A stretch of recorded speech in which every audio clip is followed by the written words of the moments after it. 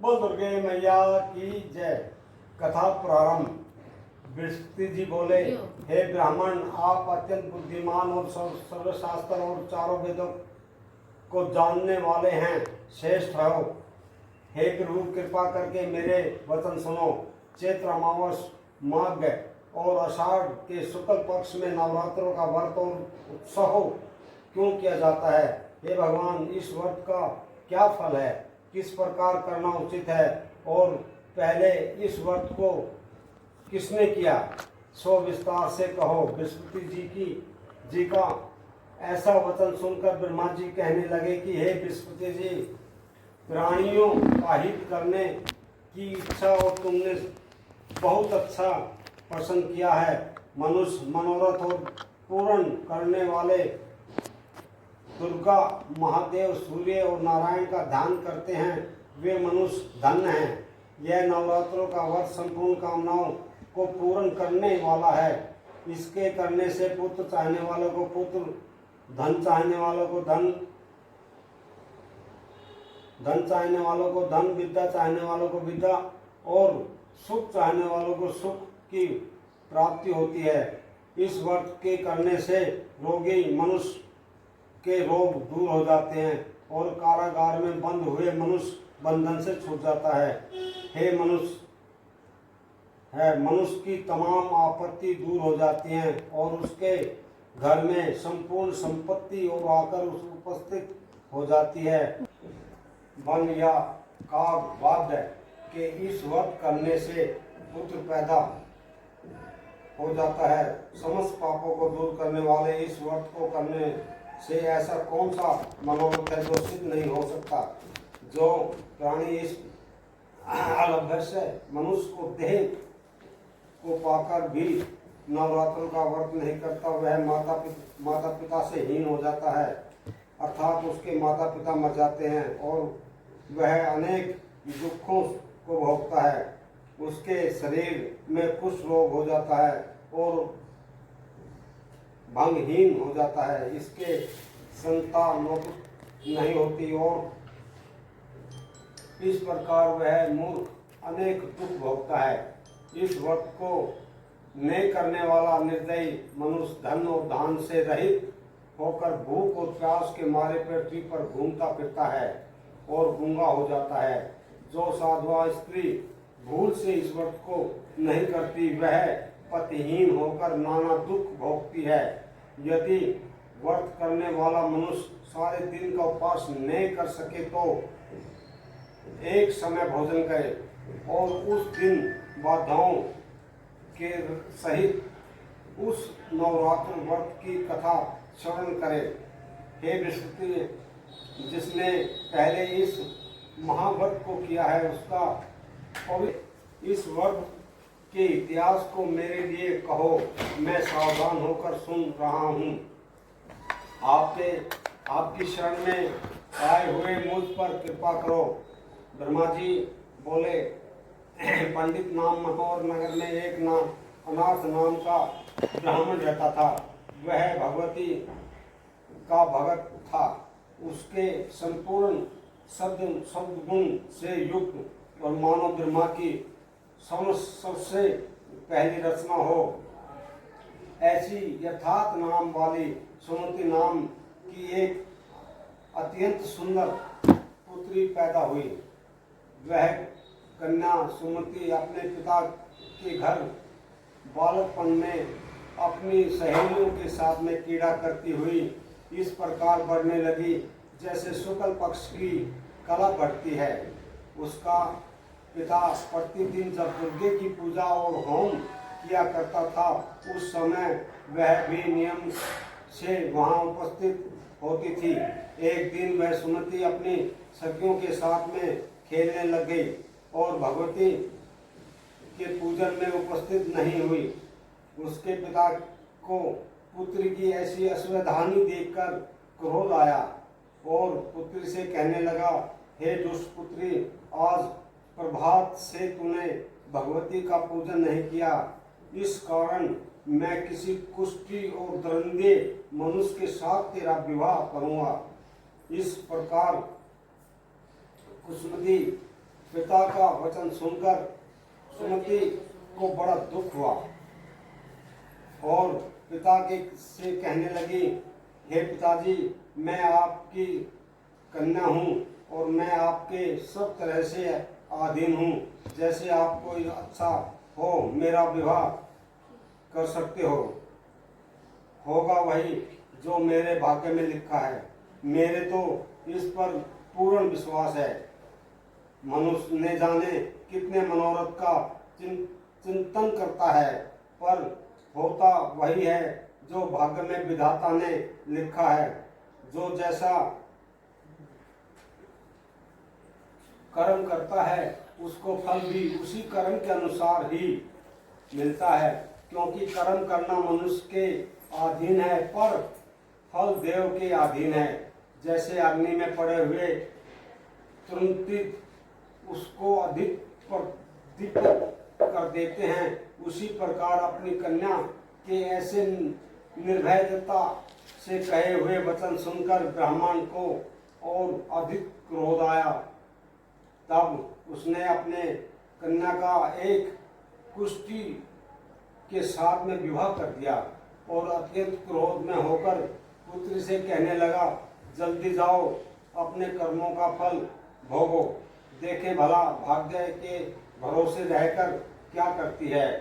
इस प्रकार से कहे हुए पिता के कुट वचनों को सुनकर सुमति मन में विचार करने लगी कि ओह, मेरा बड़ा दुर्भाग्य है जिससे मुझे ऐसा पति मिला। इस तरह अपने दुख का विचार करती हुई वह सुमति अपने पति के साथ वन में चली गई और भयानक कुशा युक्त उस स्थान पर उन्होंने रात बड़े कष्ट से व्यतीत की। उस गरीब बालिका की ऐसी दशा देखकर भगवती दुर्गा पूर्व पुण्य के प्रभाव से प्रकट होकर सुमति से कहने लगी कि हे दीन ब्राह्मणी, मैं तुम पर प्रसन्न हूँ। तुम जो चाहो सो वरदान मांग सकती हो। मैं प्रसन्न होने पर मन वांछित फल देने वाली हूँ। इस प्रकार भगवती दुर्गा का वचन सुनकर ब्राह्मणी कहने लगी कि आप कौन हो जो मुझ पर प्रसन्न हुए हो, यह सब मेरे लिए कहो और अपना कृपा दृष्टि से मुझे दीन दासी को कृतार्थ करो। ऐसी ब्राह्मणी का वचन सुनकर देवी कहने लगी कि मैं आदि शक्ति हूँ और मैं ही महाविद्या और सरस्वती। मैं प्रसन्न होने पर प्राणियों का दुख दूर कर उनको सुख प्रदान करती हूँ। हे ब्राह्मणी, मैं तुझ पर तेरे पूर्व जन्म को पुण्य में प्रताप के प्रसन्न हूँ। तुम्हारे पूर्व जन्म का विस्तार सुनाती हूँ, सुनो। तुम पूर्व जन्म में निषाद भील की स्त्री थी और अति पतिव्रता थी। एक दिन तेरे पति निषाद ने चोरी की।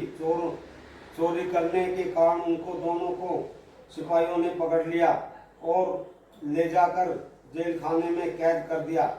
उन लोगों ने तेरे को और तेरे पति को भोजन भी नहीं दिया।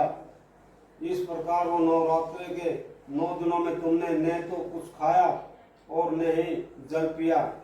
इसलिए 9 दिन तक नवरात्रि का व्रत हो गया। ये ब्राह्मणी, उन दिनों में जो व्रत हुआ उस व्रत के प्रभाव से प्रसन्न होकर तुम्हें मनवांछित वस्तु दे रही हूँ। तुम्हारी जो इच्छा हो सो मांगो। इस प्रकार दुर्गे के कहे हुए वचन सुनकर ब्राह्मणी बोली, अगर आप मुझ पर प्रसन्न है तो हे दुर्गे, मैं आपको प्रणाम करती हूँ। कृपा कर मेरे पति के कोढ़ को दूर करो। देवी कहने लगी कि उन दिनों में जो तुमने व्रत किया तो उस व्रत के एक दिन का पुण्य अपने पति का कोढ़ दूर करने का अर्पण करो। मेरे प्रभाव से तेरा पति का कोढ़ ही कोढ़ रहित और सोने के समान शरीर वाला हो जाएगा।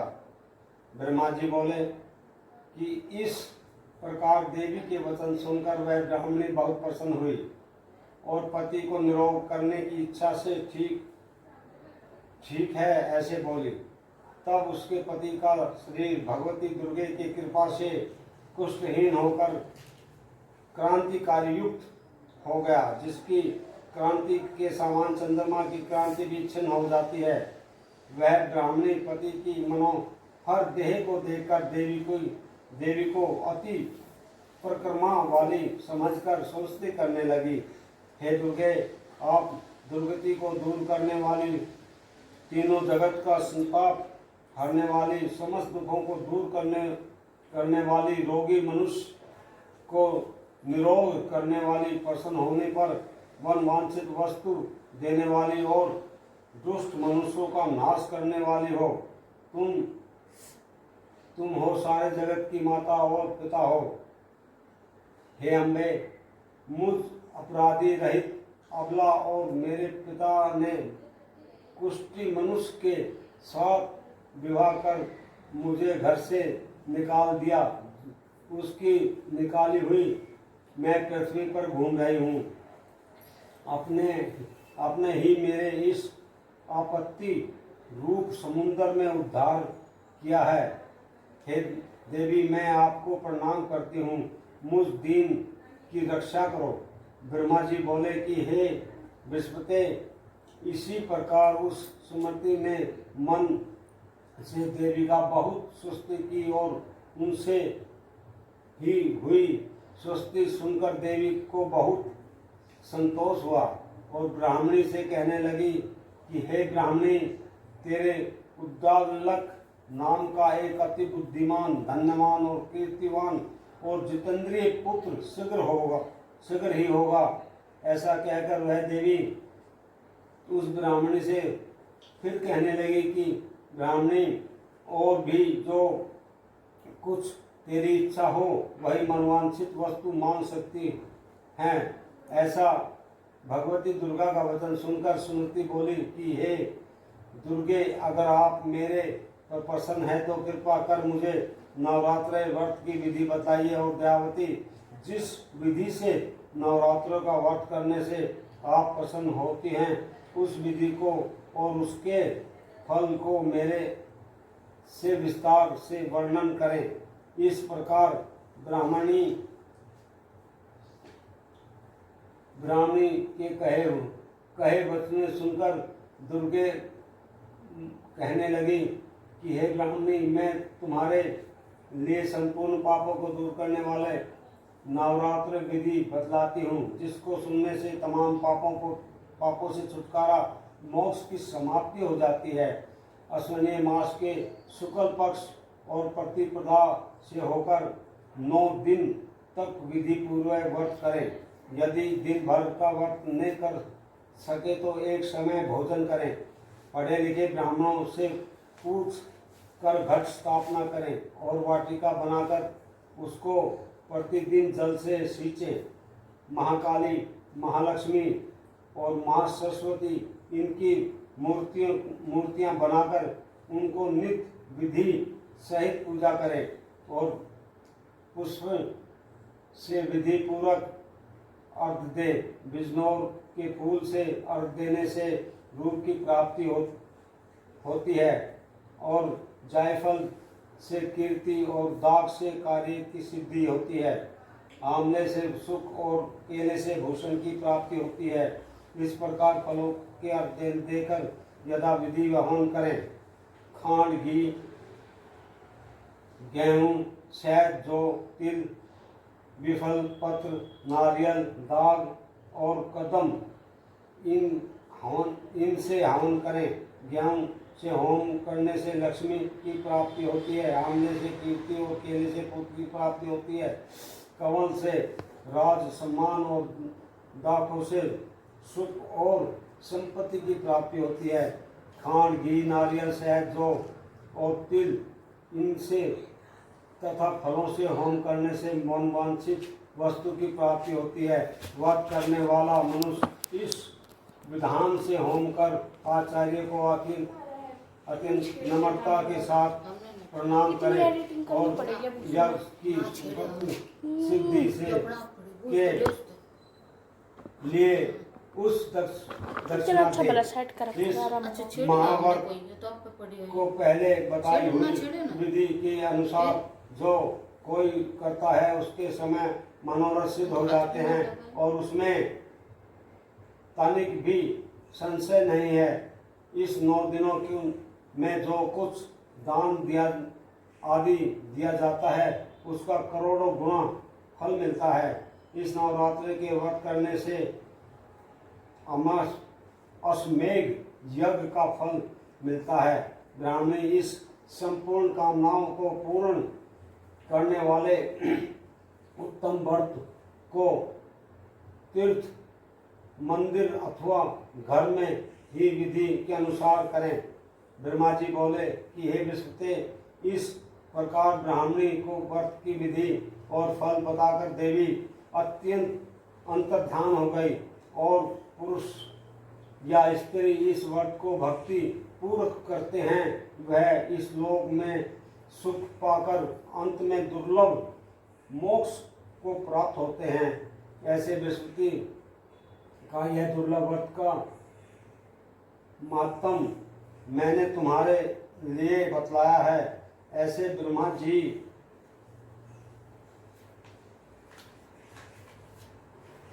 के वचन सुनकर बृहस्पति जी आनंद के कारण रोमांचित हो गए और ब्रह्मा जी से कहने लगे कि हे ब्रह्मा जी, आपने मुझ पर अति कृपा की जो अमृत के समान इस नवरात्रों का व्रत का महत्व सुनाया। हे प्रभु, आपके बिना और कौन इस महत्व को सुना सकता है। ऐसे बृहस्पति जी के वचन सुनकर ब्रह्मा जी बोले कि हे बृहस्पति, तुमने सब प्राणियों के हित करने वाले इस अलौकिक व्रत को पूछा, इसलिए तुम धन्य हो।